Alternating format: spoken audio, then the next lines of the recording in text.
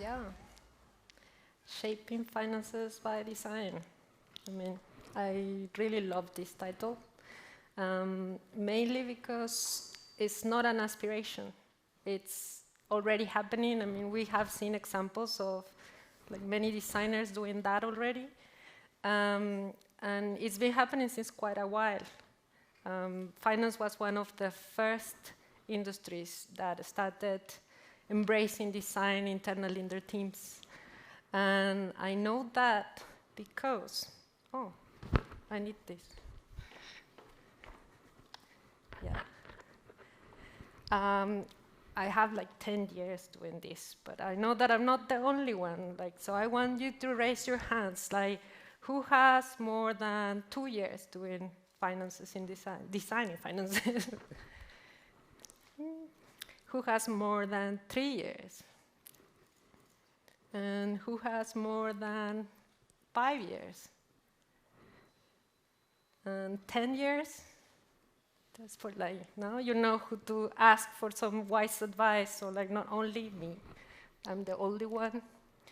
So my name is, Daniel already said it, Marcela Machuca, and I'm Mexican originally, and I currently live in Copenhagen. So if you want to come and visit.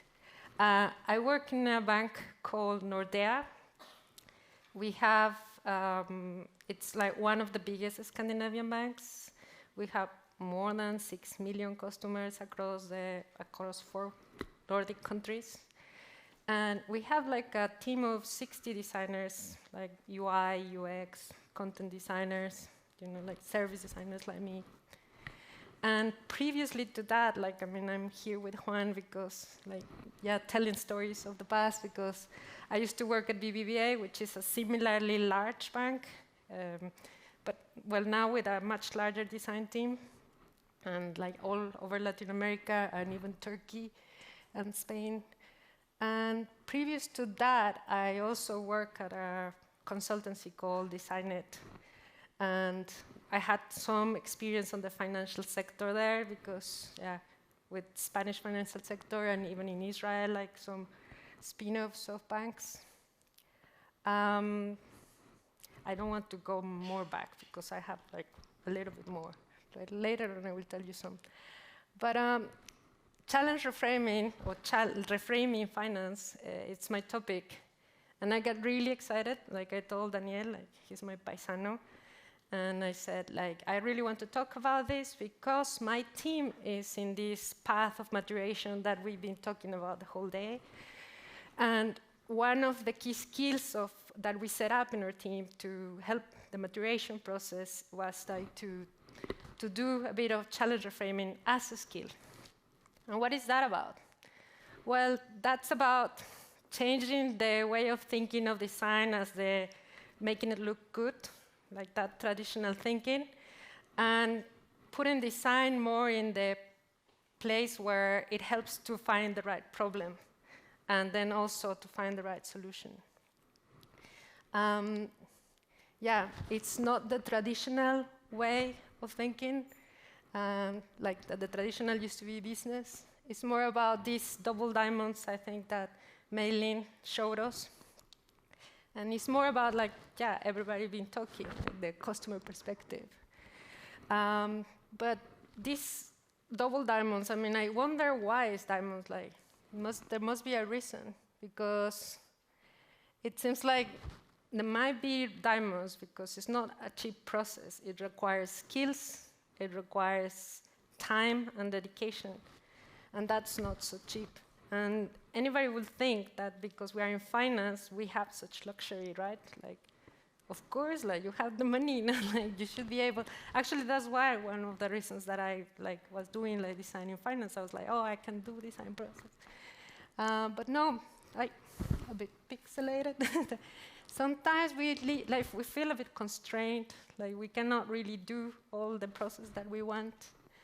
And even though many organizations right now are hiring design teams and creating teams, because not always they are aware that this, hiring or creating design teams might mean much more than making things look good.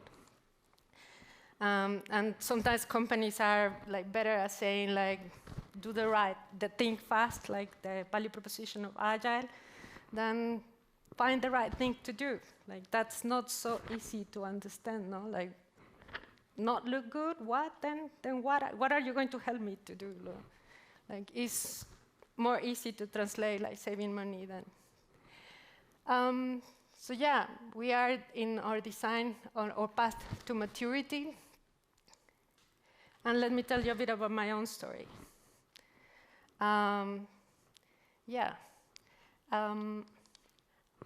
was a designer in a startup. And I was also victim of these business requirements. Like there will be like a founder, before that, my consultancy time, there will be a founder like asking me for like a challenge and like giving me like a tight deadline that slowly will be like becoming like bringing people in and bringing more requirements and extending, and an endless like sets of reviews that like will be killing me, like literally. Has anybody had that? Raise your hands who had that process. Some of them, not so many, huh? Have you heard this phrase about like making things look good? It's like sometimes, I mean, I heard that phrase many times, like putting lipstick on a pig. Like, somebody had that. Like, I will be wondering, like, why they don't let me make questions? Like, I get all these requirements, and I cannot make questions about how all these things are relevant to the end users, and how can I find where's the real problem of the user? But how did I get away from that? Well, one question that I have is like, is it because I don't know how to do it? So I had to go and like do a master's degree on research in order to feel confident enough to like say, hey, I have a title, like I can do research. I can do it this way or this way, and then I can go and learn about the customer needs. And it was actually in consultancy, like that was my real school, because this is one of the first examples I found myself in. Like I started doing consulting, and then there was this project of IDEO doing the first cash machine, like that was like 12 years ago or more, with DesignNet and BBVA. And they were like finding more like customer-centric ways. I mean, this is the time where you still got, like needed cash. And there I learned like with a long set of like other professionals, like very experienced professionals, we will do find ourselves in all sorts of different projects that had different challenges, like time frames and limitations of team and limitations of location, all sorts of limitations in order to introduce research and reframe challenges that all clients were bringing us. Later on, like not so much later, I found myself at BBVA, and I was really lucky because it was not so different. Like, thanks that they already had like their experience with IDEO, and then also that they already had like been working with other consultancies like Continuum. They had a little bit of culture already of, design maturity already built in. And even when I joined, they already had a design research team, so it was not so difficult for me to start like getting onto that ladder already halfway through. And then also there was a very strong mandate from the CEO, and I think Juan is going to tell more detail about that, to support design, to be like telling all the organization that they should adopt design ways of working, and that was the way forward. And it was as much as important as engineering or data or anything. So like we were like already standing in the shoulders of other people like doing our work. So it was not, like by the time I left BBVA, I was already doing projects about the future of the branch and the future of the human in the financial services. So like very, very strategic projects. So like I was like feeling like, oh, design can do it all. And I think I also saw like a talk of a girl in the UK government. And it's that sense of like you come from a very hierarchical organization where like the mandate comes from the top and you feel really supported and everybody starts like mounting on the wave. But then I went to my current place, and here at Nordea, I joined a team from the beginning. So like I had to start all the way from scratch. And I think at the beginning I struggled a little bit to adapt, because coming from a place where you just already gained some traction, like starting all over again from the bottom of the ladder, it was not so easy. But as I mentioned, we are working on our way up. So I want to tell a little bit of a recent example of how we challenge or reframe the challenges that business brings us. So this is like our open web, like for the bank, and we got a request from one of our business stakeholders, and he said, "Hey, can you fix all the problems when the customers have to log in?"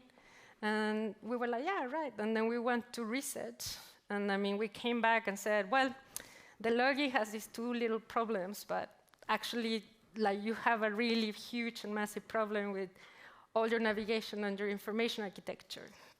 And he was really scared. But we were lucky that we had already worked in the past together. And another thing that we were lucky is that the SEO people was our friends, were our friends, and then they helped us very kindly to do the business case for how that changes that, if we promoted some changes in that, how that will impact the traffic in our website. So that made it very attractive for business. And that's when we actually did ask him for help and get him to support us with the changes that needed to be done. Because, of course, these persons are more mature in terms of design and can accept and assume these changes, but these changes are not cheap. It's not the same as asking you to do some quick fixes in the UI for login versus change all the architecture. And you saw an example earlier on. So that's a huge thing that we need a lot of convincing. And once you have the business case and the stakeholders, the right stakeholders to support you, then you can get those changes done. So I want to not everybody has access to all these things that I'm telling you. Not everybody has access to a research team from the beginning. So I wanted to give you a couple of tips that I always use for that. And let's see if I got them here. Well, first of all, we ask our colleagues to make all the questions. So don't accept the challenges that business give you right away as they come. Just be trained. And sometimes it's very difficult as a junior designer. That's why I put the example for me as a junior designer, because you have all these people that are powerful and that they know what they do, and you don't feel like you can challenge what they are coming with, and they have a lot of years of experience. But there are tools that we have in our team where we can share all the different questions that we do. I did a canvas, and I will share it with you later. And also map all your stakeholders, identify who else is there in the project, so you don't get all the requirements filled by somebody else. You get them firsthand, because there's also always this story about oh no, I gathered them for you, and then you can receive all these requirements for the project that you have. And at BBVA we had this really strong, and I don't know if it's still current, but I still use it at Nordea. There is this BT triangle. And this is introducing business experience and technology. So you bring the technologies from the beginning, so then you don't have to do the sell later on. That sometimes that will uncover a lot of roadblocks if you wait until the last minute. And that helps you to bring the perspective of design and see that it's not only business, the one who has the perspective in a project, that is also technology for feasibility, and it's also experience that is design, and that is actually the customer needs. So that's when you are able to bring the voice of the customer. And bring everybody to the kickoff and start aligning everybody with the same goal, but showing the different perspectives and that they are all valid. And secondly, This one is, I review all my projects, and I went back to all of them. And something that I do, and I think that Maylin made a really good example of that, is don't reject the first idea that the business gives you. Welcome it and say yes, and like improv, and bring the ideas of the technologies and the ideas of the advisors and the ideas of other people. And that will open you the door to do tests, because then people will want to say, no, but my idea is better, so let's, and you're like, perfect, let's test it. And that will open you a little bit of a door of research that probably was not there. And when you start doing tests, you need to squeeze all the exploratory research that you can to find the right problem to solve, and to understand why all those ideas that you were receiving from the business, but also from the technology, which ones were not good.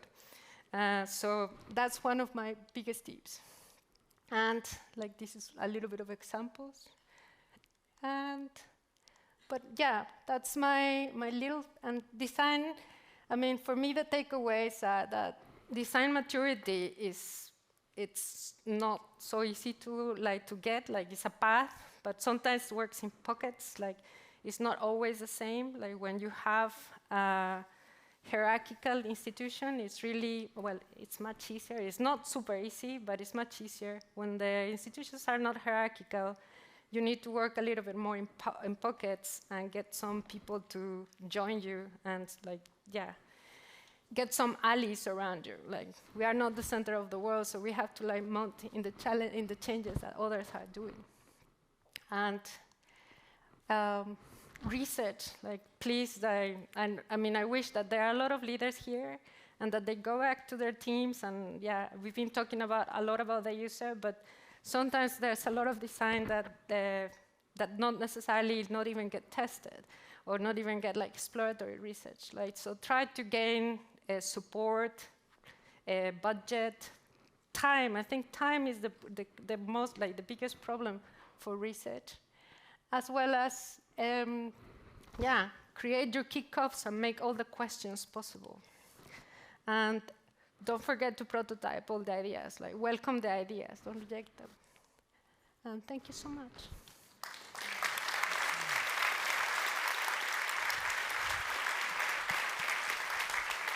Woo.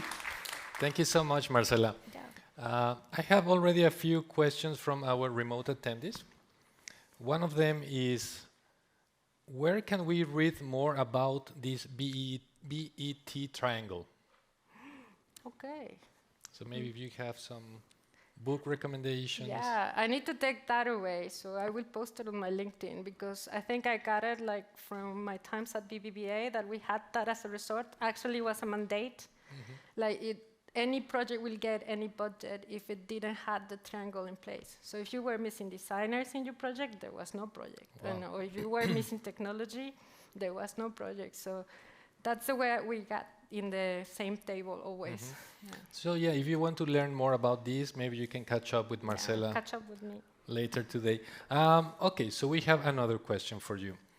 How do you strike a balance between questioning the design requirements, so challenging the design requirements you get, and also moving quickly? The prototyping. Yeah. The prototyping is a way to embrace these ideas, but at the same time start gathering all the assumptions that the business has, but also opening a little bit, or may help them also open not only to our perspective, mm-hmm. but the perspective of others that are also part of the project. So failing fast. Yeah, in a bit, yes. Absolutely, thank you. We have one more question remote, but first I would like to check also here on site if we have any question. If so, please raise your hand. We have one question over there, please. Testing. Yep. Do you have any sort of strategies or workflows that are good ways for newer designers to, I guess, challenge design recommendations from people up in higher ups? Because as you said, it can be very scary. Yeah. So one thing that we did, and I will pass you like a little template, because that's what we've done for like spreading knowledge across like all levels of designers. I mean, we are in 4 countries. So we set up a canvas for scoping. And so we create like a little model or template where there are all the questions. So as a design team, we all agreed that we will go. And I don't want to like prescribe a canvas to you, because I think each design team has its own circumstances. But you include questions like this, the main stakeholders, the time frame, the goal, maybe already, and what are the assumptions about the customer value? Like, what's the customer value that this new idea or request is bringing?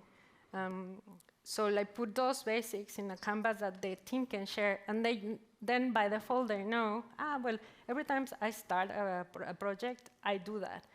But it's not about the canvas itself, it's not about the tool, it's about the mentality that you can actually come back and ask questions and reframe it.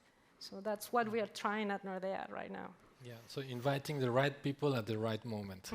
Yeah. Okay, do we have any more questions here on site? If not, I will go for the last one, remote. There is a workshop question. How do you deal with personalities that are not eager to participate in the workshops, that they hate workshops? Sometimes we can do asynchronous workshops where you like give some tasks, and you bring like, one thing that we do is that we have people from all the profiles, and not everybody is willing to go to Figma. And so believe me that I even done workshops in PowerPoint. So people feel more comfortable with tools that they use in their everyday. So like sometimes we've done it over email. Sometimes we even say like do it on paper and just make a picture and bring it on. So we have like many formats to kind of engage. Like in the ideation, sometimes what we do is even making them both with different tools, like Fun Retro, instead of like we do ideations in Fun Retros, because it's easy to both there and write. So, yeah. Cool.